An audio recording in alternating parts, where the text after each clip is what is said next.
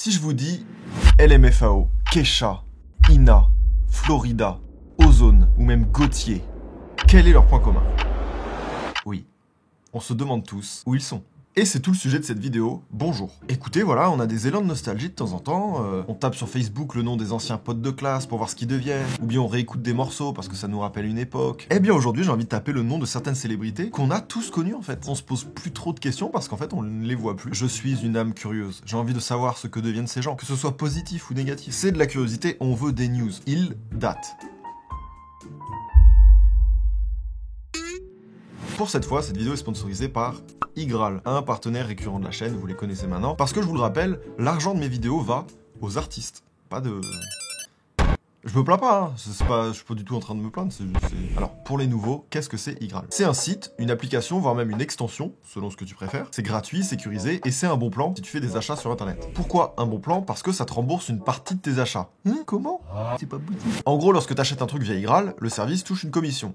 Par exemple, Uber Eats, et bah Igral il redistribue un peu de ces sous-là à toi. C'est un principe simple de commission qu'on appelle le cashback. Franchement, beaucoup. Vraiment beaucoup. Ça se cumule aux promos, aux soldes, et moi, bon, je vous parle d'Uber Eats parce que j'adore pas cuisiner, c'est presque ma passion. Mais à force de gratter des petits centimes ou des euros, bah, j'ai une cagnotte qui augmente, et y a pas de petites économies, à la fin, 1 euro, c'est 1 euro. Bref, si je vous en parle, c'est pour une bonne raison, c'est parce qu'il y a une offre en ce moment. J'ai une offre sur le lien dans la description qui offre 5 euros à l'inscription. Il est jamais trop tard, profitez-en, parce qu'habituellement, c'est 3 euros, et à partir de 10 euros, tu peux récupérer ton argent. Merci à eux, ça fait plaisir de mettre en avant des services utiles, donc si ça vous intéresse, vous savez où ça se passe. Je vous ai demandé sur Insta si vous aviez des artistes où vous aimeriez savoir ce qu'ils deviennent. Et vu que vous avez été super nombreux, j'ai commencé à faire une liste. Une longue liste, parce qu'en fait, il y a vraiment beaucoup de gens. C'est-à-dire que je vais pas pouvoir exploiter tout le monde dans cette vidéo, mais si jamais cette vidéo vous plaît, franchement, j'ai la matière de faire d'autres épisodes, donc franchement, vous me direz. On commence par qui?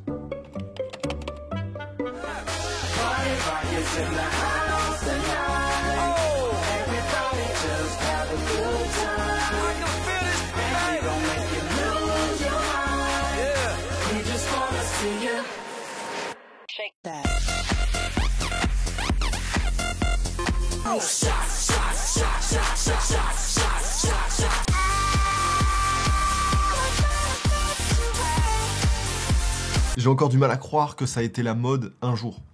Le shuffle, les pantalons zèbres. LMFAO, c'est un oncle et son neveu, Red Foo et Sky Blue. Pour l'anecdote, à la base, le premier nom du groupe, c'était Sexy Dudes. Et la réaction de leur grand-mère, quand elle a appris ça, ça a été d'éclater de rire, parce que bon... Voilà quoi. Du coup, ils se sont nommés LMFAO, expression américaine pour dire que tu rigoles beaucoup. Franchement, on connaît bien ce qu'ils ont fait. I'm sexy and I know it. Du coup, ma question c'est, qu'est-ce qu'ils deviennent? Alors déjà, le groupe est mort, ils se sont séparés parce que mélanger la famille et le travail, c'est pas bon. De ce que j'ai lu, c'est à cause de problèmes d'argent, de répartition. Red Foo aurait pris tous les royalties du groupe pour lui, en mode c'est moi le tonton. Et il a toujours tout fait pour l'écarter de toutes les décisions parce que Red Foo avait du pouvoir par rapport à son neveu. Parce que son papa, Red Foo, c'est le fondateur du label Motown. Autant vous dire qu'il avait un pied dans l'industrie en naissant. Et pour ceux qui savent pas ce que c'est le label Motown, Michael Jackson, Marvin Gaye, Diana Ross, Stevie Wonder, pour ne citer que, c'est un label légendaire de l'histoire de la musique, voilà. Donc évidemment, on peut imaginer que Red Foo connaissait un peu l'industrie grâce à papa. Ce mec a grandi quand même avec Michael Jackson qui vient manger à la maison. Bon voilà, bref, il a niqué son neveu. Il l'a baisé de A à Z. À la fin, il faisait même des dates LMFAO tout seul. C'est un peu triste. Sinon, aujourd'hui. Alors, sur Insta, on peut voir qu'il a pas changé d'habit depuis 2011. Et puis voilà, quoi, hein, il continue un peu la musique. Je ne savais pas que c'était lui qui avait fait ça.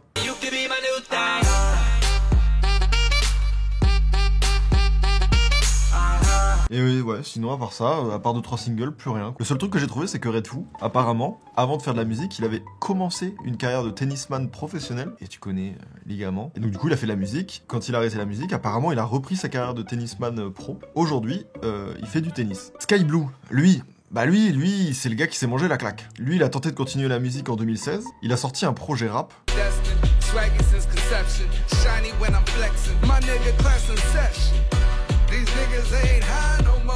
Mais on dirait que c'est passé un peu inaperçu. Et sur Instagram, bon bah on dirait un profil de driller. Il y a quelques années, il dansait en slip, enfin bon.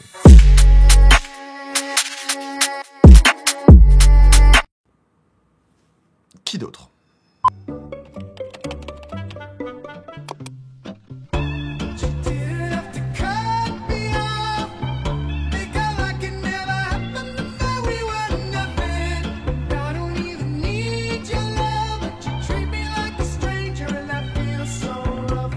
Déjà, ce morceau reste incroyable. Par contre, moi, c'est ce que j'appelle les morceaux intoxication alimentaire. On l'a tellement mangé que, aussi bon soit-il,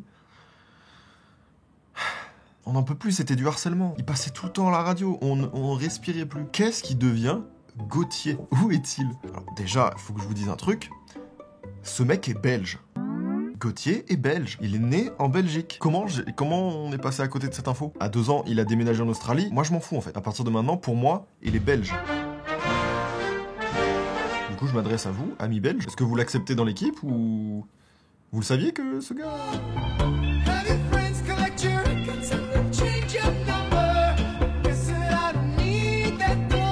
Déjà, sur ce son, il y a une histoire drôle à cause de ça.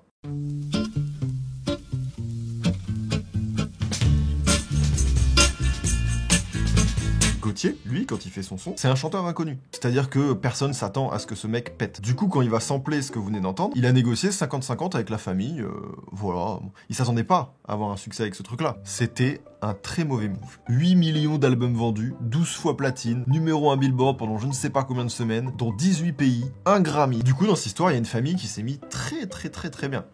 Et peut-être Gauthier qui avait un peu le seum. Et puis en fait, ce gars a eu un succès tellement grand et tellement intense d'un coup que ça lui a pas plu. On peut s'y attendre, tu vois.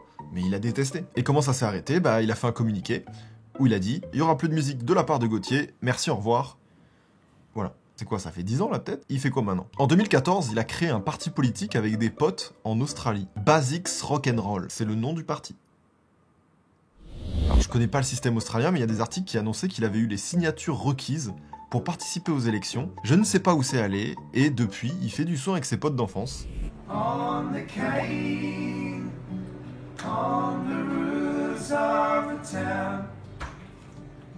En gros, ce mec a dit « Oh, ça me plaît pas, je préfère faire du son avec mes potes, laissez-moi tranquille, en gros. » Et voilà, ça fait plaisir d'avoir des petites nouvelles, quoi, de notre Belge préféré.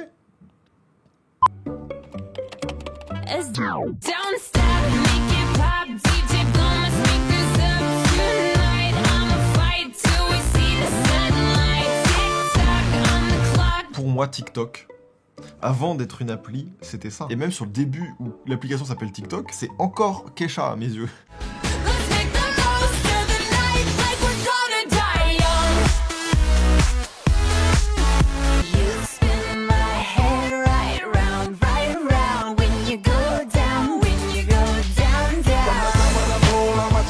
Alors, peut-être qu'il y en a qui le savent, mais je vous préviens, c'est assez triste. Quand Kesha perce enfin, elle en profite pour régler ses comptes avec quelqu'un qui lui cause des soucis depuis très longtemps, son producteur. Ce qu'on sait pas, c'est que elle, ça fait longtemps qu'elle tente de percer. Et depuis tout ce temps où elle tente de percer, elle a le même producteur. Et ce producteur lui détruit sa vie à base d'harcèlement sexuel, d'harcèlement émotionnel, pression psychologique, bref, un mec qui détruit sa life, quoi. Donc elle vole enfin de ses propres ailes, elle prend son courage à deux mains d'aller se battre en justice contre ce mec. Et la justice, c'est une dinguerie. Aux USA, la loi, c'est que si l'agression sexuelle date de plus de 5 ans, ça compte pas. Voilà. Fallait le dire avant. Ils ont pas le concept de traumatisme. Enfin bref, du coup, après ça, son producteur va pas la lâcher, à base d'harcèlement psychologique, physique. Ça a ralenti sa carrière de fou. Elle l'a eu pendant très longtemps, je crois qu'il est plus là, dans les pattes, un mec qui faisait tout pour la détruire, quoi. En 2016, on sait qu'elle est revenue, avec des morceaux d'ailleurs qui parlent de son producteur. Please just let me die. Being alive hurts too much.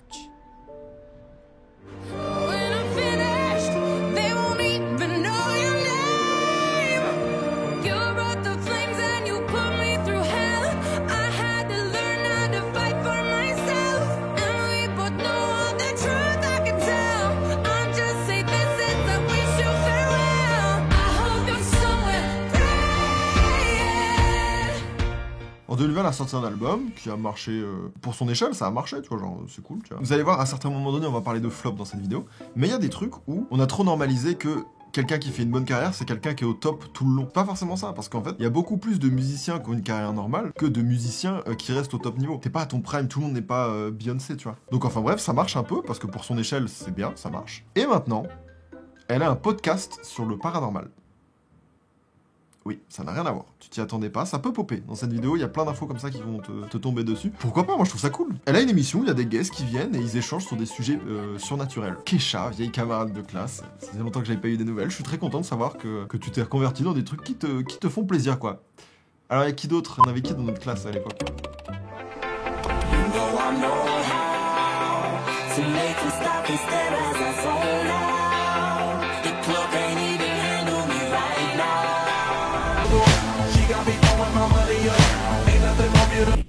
Florida, les amis. D'ailleurs, quelle belle transition, parce que le morceau de Florida et Kesha, elle est pas créditée sur ce morceau.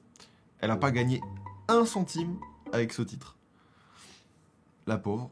Florida aussi, je pense que les gens se rendent pas compte à quel point Florida a vendu, et à quel point Florida, c'est un monstre. Mais ce mec, il a tout explosé, quoi.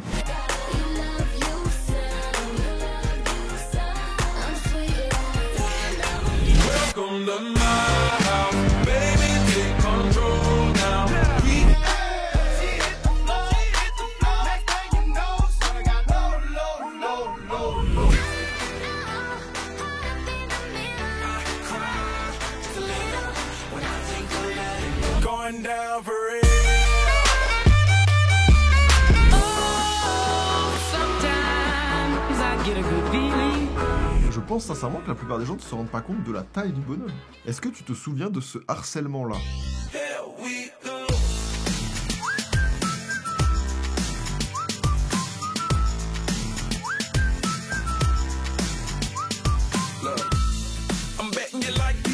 Et en fait, les amis, il a tellement mangé, tellement fait d'oseille, qu'aujourd'hui, il vit, quoi. Florida, c'est un des rappeurs qui a le plus vendu de tous les temps. Il explose Tupac, il explose une grande partie des rappeurs. Il a vendu 80 millions d'albums. Il est facile, top 10, peut-être top 5 rappeurs qui ont le plus vendu, tu vois. Florida, hein. Et donc évidemment, surtout à cette époque-là, tu vends du CD, bah t'es riche. Il a bien placé ses sous dans des actions, dans des business, etc. Il vit de cet argent-là et en fait, il a fini le jeu de la vie, quoi. Du coup, bon, bah, il est discret, il sort des singles quand même rarement, donc je pense que tout ça c'est pour le kiff. Et truc très surprenant, il a participé à l'Eurovision 2021. Évidemment que tu le savais pas, personne ne regarde l'Eurovision.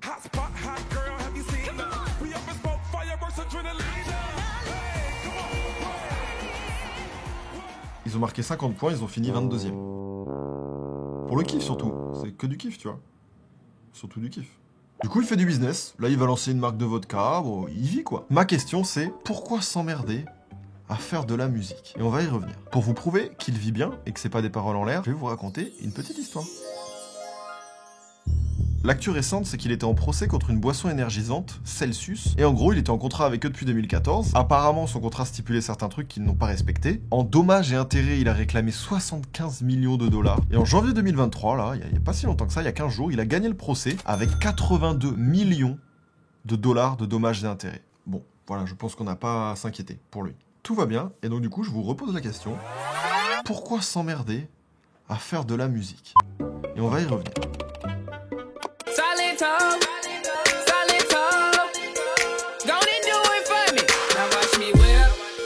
Watch me, nay-nay. Okay. Now watch me whip, whip. Watch me, nay-nay. Why me do it? Now watch me whip. Kill it. Watch me, nay-nay. Okay. Now watch me whip, whip. Watch me, nay-nay. Can you do it? Silento. Alors lui c'est pareil, cette musique c'était du harcèlement. Moi ça me rappelle l'époque Vine. On peut dire ce qu'on veut, il a marqué une époque, c'est presque 2 milliards de vues sur YouTube.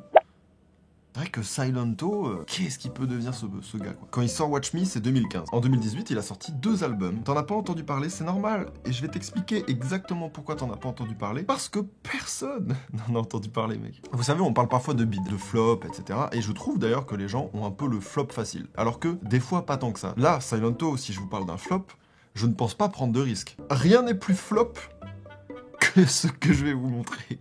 Théma la taille du flop. Des 10 000 écoutes par son, avec, dans les 2 albums, 2 fois, un morceau qui s'appelle Watch Me Partie 2.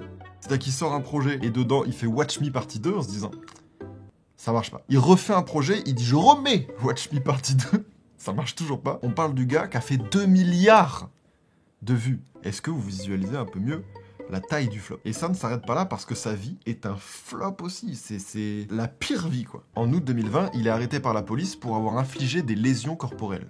Bon, peut-être que ça arrive, on sait pas le contexte, etc. On le libère. Le lendemain, Il se refait arrêter le lendemain de la fois où on l'arrête. Le lendemain. Et cette fois, il est arrêté après être entré dans la maison d'un inconnu en brandissant une hachette.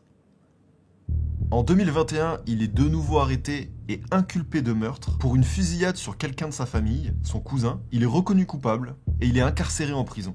Pour meurtre par malveillance, meurtre criminel, voie de fait grave et possession d'une arme à feu lors de la perpétration d'un crime. Après ces 2 flops, il a tué son cousin. Bon bah voilà pour les news. Regardez les streams du projet qui est sorti en 2022. Je pensais même pas que c'était possible quoi.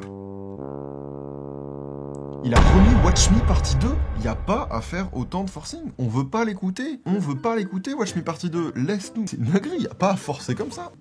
Bon. Artiste suivant.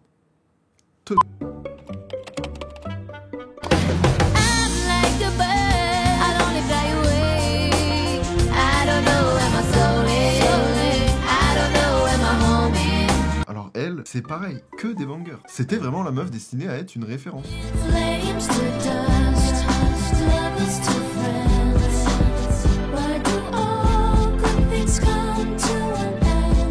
Son vrai gros move, en fait, c'était quand elle s'est associée avec Timbaland et qu'en fait, ils ont créé une espèce de recette qui a marqué l'époque et qui a redéfini les codes. Où Timbaland, en fait, il avait une patte électronique hip-hop et elle une voix pop. C'était pas trop mélangé. Ils ont tamponné direct un style qui a tout cassé, quoi. Ils ont tout cassé ensemble.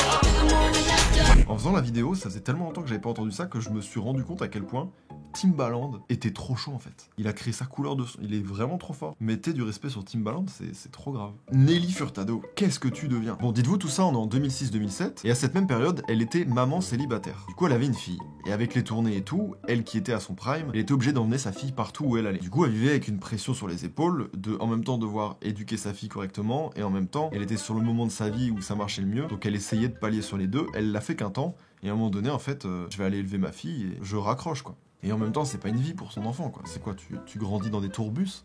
Non, faut pas être débile. En conséquence à tout ça, elle a fait une dépression nerveuse, où elle a eu du mal à se soigner, elle l'a traîné très longtemps. En 2007, il y a un truc qui l'a achevé et qui l'a conforté dans le fait d'arrêter, c'est qu'elle était dans une sauce. Parce qu'en fait, elle a chanté pour la famille Kadhafi, pour $1 million.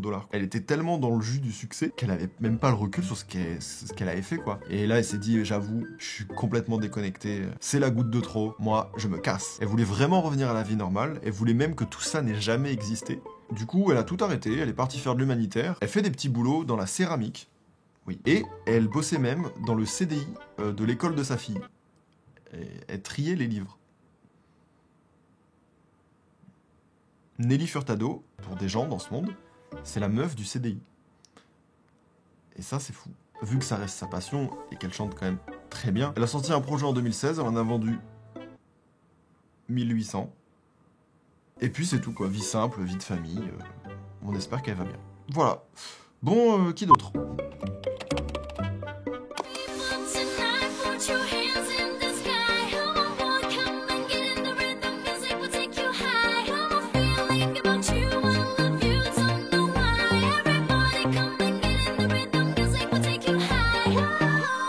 Que devient Ina? Eh bien, tout va bien pour elle, les gars. C'est juste que ça arrive moins à nos oreilles, mais tous les ans ou tous les 2 ans depuis, elle a toujours continué la musique, elle sort des projets, et elle a du succès, quoi. Elle tourne partout, c'est juste qu'elle est écoutée ailleurs qu'en France. On croit qu'on a plus de news, mais dans son pays, tout va bien. Elle fait ses trucs et tout, elle kiffe sa vie, c'est juste qu'elle a plus la portée internationale qu'elle a eue sur 2-3 titres. Juste, vous me l'avez beaucoup dit en mode, Ina, elle est où? Franchement, les gars, elle est là, hein. Elle est jury The Voice en Roumanie. Bon, voilà quoi. C'était juste histoire de vous dire que tout le monde n'a pas eu non plus un destin tragique ou une bonne raison d'arrêter. Ça fait plaisir d'avoir des nouvelles. Voilà, c'est tout. D'ailleurs, un petit fact amusant. Ça pourrait expliquer que lorsqu'elle a explosé à l'international, elle n'a pas réussi à transformer son succès. C'est parce qu'elle parle pas un mot d'anglais, en fait. Et vu qu'elle chante en anglais, on se dit pas qu'elle parle pas anglais, mais elle ne sait pas communiquer en anglais. En fait. On peut imaginer que ça a pu être un frein pour sa carrière.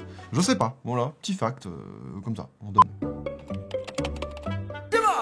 Nossa, nossa, assim você me mata. Ai, se eu te pego, ai, ai, se eu te pego, ai, delícia, delícia. Assim você me mata. Ai, se eu te pego. Ai. Est-ce que vous vous souvenez que c'était Neymar qui avait lancé le buzz de cette chanson en dansant sur ça dans les vestiaires? Et toujours pareil, un espèce de harcèlement en continu, partout. T'allais à Intermarché, il y avait la musique, en salle d'attente, à la télé, dans des pubs, matchs de foot, partout, du harcèlement partout, on n'en pouvait plus. Ça vraiment, je crois que je l'ai vomi cette musique. Icy to Pego, oh, c'était un été gâché. Dur. Aujourd'hui, il reprend des classiques brésiliens. Il a son petit succès local au Brésil. C'est une star au Brésil, ce mec. Et on va pas se mentir, il vit surtout de ses succès du passé. Juste Icy to Pego, j'ai le chiffre. En un an, il s'est fait 18 millions d'euros. Donc s'il est un peu malin, qu'il place un peu ses sous correctement et qu'il fait pas n'importe quoi, il est censé être tranquille. Il peut vivre des succès du passé, il y a aucune honte. Lui aussi, comme Ina, qui est star dans son pays, lui, il est star dans son pays. Et donc du coup, il est aussi jury The Voice.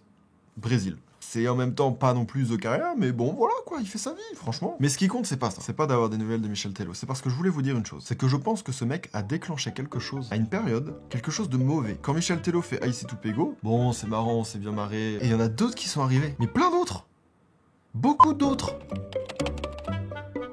Me liga mais tarde, vou adorar, vamos nessa gata. Me liga mais tarde, tem balada. Quero curtir com você na madrugada, dançar, pular até o sol raiar. Gata, me liga mais tarde, tem balada. Quero curtir com você na madrugada, dançar. Gustavo Lima. Juste ce nom. Et devinez qui est encore là? Gustavo Lima e você.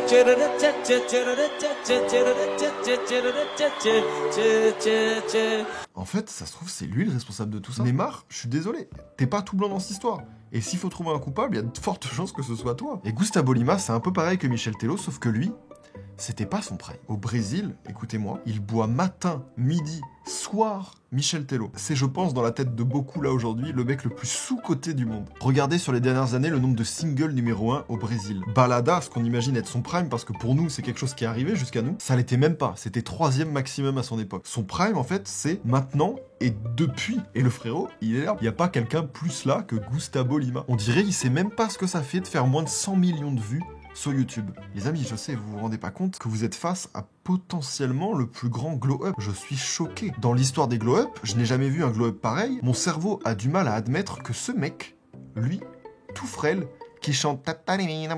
c'est la même personne que lui.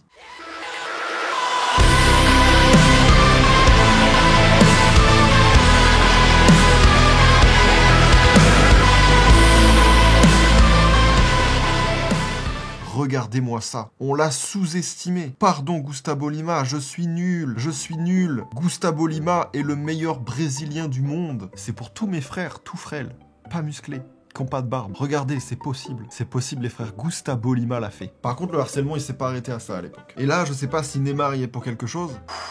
Si je vous dis Takabro.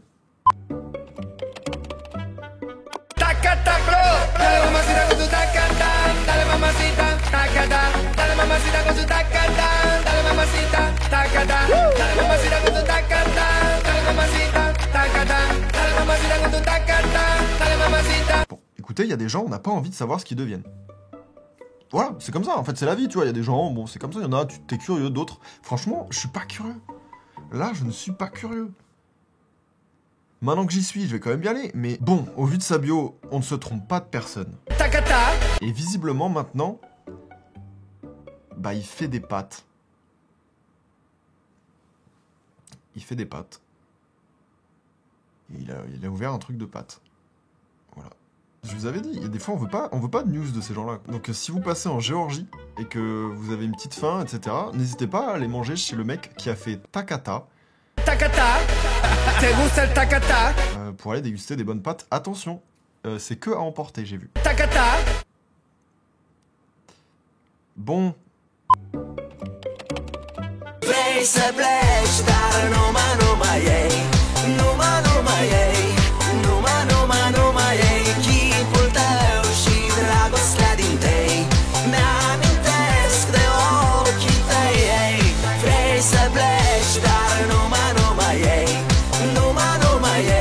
Comment oublier Ozone? Le nombre de fois où je me suis demandé putain mais ils deviennent quoi Ozone? Je suis trop content de enfin me motiver à aller chercher qu'est-ce qu'ils deviennent. Avec leur clip là où ils sont debout sur un avion.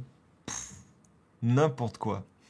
Ozone, c'est 3 mecs qui ont formé un groupe en 2003, Arseny, Radu et Dan. Ils font leur gigatube qu'on connaît tous, et 2 ans après le groupe se sépare, du coup normal qu'on a plus de news, mais depuis, qu'est-ce qu'ils vont? Arseny, il a participé à l'Eurovision en 2006, pour représenter la Moldavie. Ensuite, il a fait Danse avec les stars dans son pays, il a fini 2e. Et puis voilà quoi, des petits sons sans plus. Radu, lui, bon, il a tenté aussi de faire de la musique en solo. Et faute de succès, bah il s'est tourné vers la production. Voilà, sympa, bon ils font leur vie quoi, c'est cool. Et il en faut toujours un qui s'en sort mieux que les autres, et c'est Dan. Et Dan, dans sa carrière solo, il avait lancé un projet qui, étrangement, c'est le truc qui ressemble le plus à ce que Ozone avait pu faire. Il avait fait un projet qui s'appelait Crazy Loop, un truc un peu déjanté, et apparemment ça a marché dans son pays.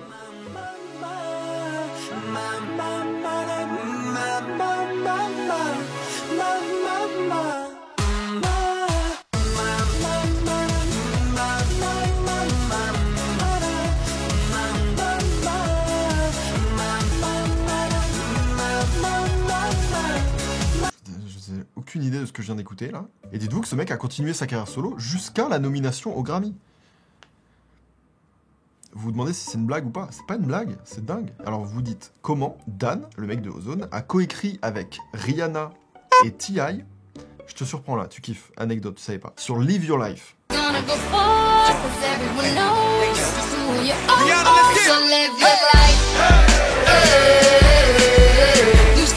Parce qu'en fait, dedans, il sample Ozone, et donc du coup, lui, il était là quand ils ont fait ça, et vu que ce morceau a très bien marché, et qu'il a été nommé au Grammy, bah indirectement, il a été nommé au Grammy.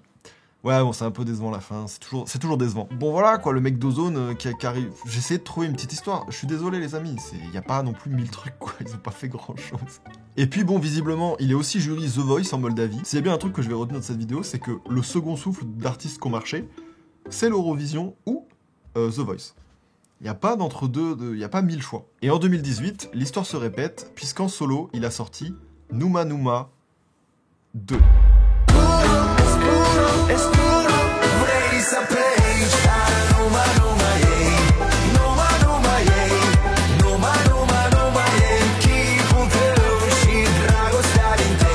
Est-ce que c'est du forcing?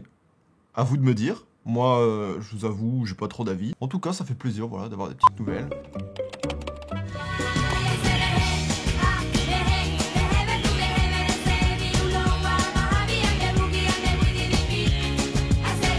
Elles, c'est des sœurs à la base. Avec ce truc, elles ont fait numéro 1 dans 26 pays, 7 millions d'exemplaires vendus, un braquage parfait. Le braquage est parfait, pas une erreur, très bien, assez yéyé, ça a plu à toutes les mamans de France, très bien. Après ça, bon, bah, les années passent, et elles se disent, notre premier braquage avait très bien marché. Et si on passait au deuxième plan? Le second braquage, en 2006, elles font leur grand retour.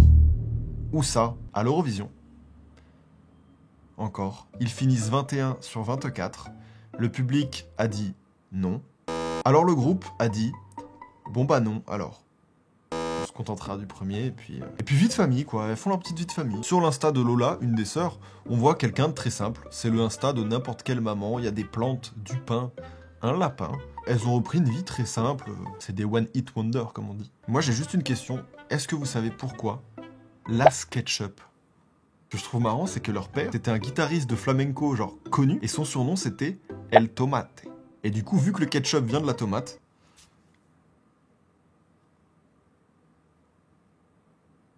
c'est la raison pourquoi elle s'appelle la SketchUp. Leur album, c'était Les Filles de la Tomate. Leur retour s'appelait Bloody Mary. Tout tourne autour de la tomate. Dans leur famille un peu plus éloignée, il y avait un autre guitariste de flamenco qui s'appelait aussi El Tomate. Il a eu un fils. Ce fils, il est aussi devenu guitariste de flamenco. Et lui, il s'appelle Tomatito, la petite tomate. Il a lui aussi eu un fils qui lui s'appelle José del Tomate. Et lui aussi, il est guitariste de flamenco. Prochaine fois que vous trouverez marrant le fait que je m'appelle Seb Lafrite, repensez à ça. Je vous promets que moi, il n'y aura pas de potatoes, purée, tout ça, je sais pas. Ça s'arrête là. Au-delà de la vanne, Tomatito, il a un Grammy. C'est pas des guitaristes éclatés non plus. Artiste suivant.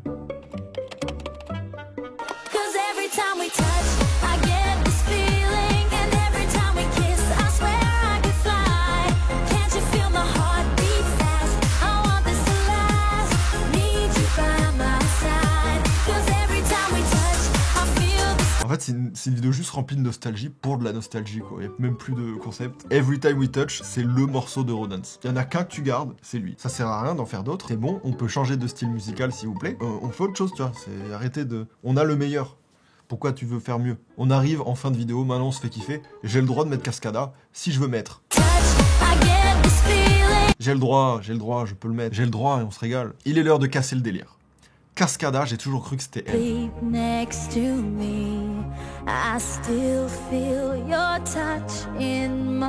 Jusqu'à ce que je lise que c'est un groupe de 3 personnes. Cascada, c'est un groupe. Pourquoi on nous ment comme ça en fait? C'est quoi, on est vos pions quoi? On est vos petites merdes là? Vous jouez avec nous quoi? On est vos petits pantins de merde là? Vous nous donnez l'illusion de certains trucs et puis après, vous nous crachez la vérité au visage. Qu'est-ce qu'on vous déteste quoi? Elle, c'est pas Cascada. C'est Nathalie. Et on vous connaît, les gens qui vont faire « Ouais, moi je le savais déjà ». T'es pas stylé, t'es pas stylé. C'est pas stylé d'avoir l'info que Cascada, en fait, c'est un groupe de 3 personnes. C'est pas stylé, donc ferme ta gueule, ferme-la. Arrête de vouloir être pas comme tout le monde, sois comme tout le monde. Sois comme tout le monde et crois que Cascada, c'est une meuf. Bon, pour être sérieux, en vrai, longue carrière de ouf, parce que quand le Rodance explose, eux, ils ont continué longtemps après. Ils ont toujours renouvelé un petit peu leurs recettes, et ils sont restés longtemps. C'est pas du tout des gens qui ont fait qu'un tube. Hein. Ce que vous allez voir, c'est 5 ans après Every Time We Touch. 5 ans, c'est long.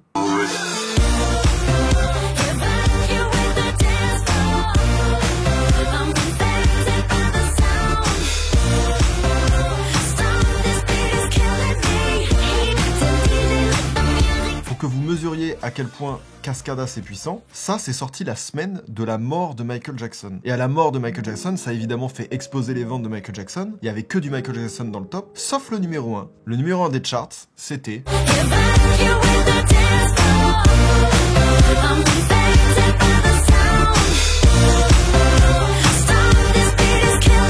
En vrai, Cascada, ça ressemble à une vanne, mais c'est juste que la mode de la dance, elle est passée. Mais en fait, ils ont eu une carrière ultra longue. C'est-à-dire que si on cherche des nouvelles d'eux, on en trouve. Ils ont fait l'Eurovision en 2013. Ça y est, on est en fin de vidéo, on n'en peut plus de l'Eurovision.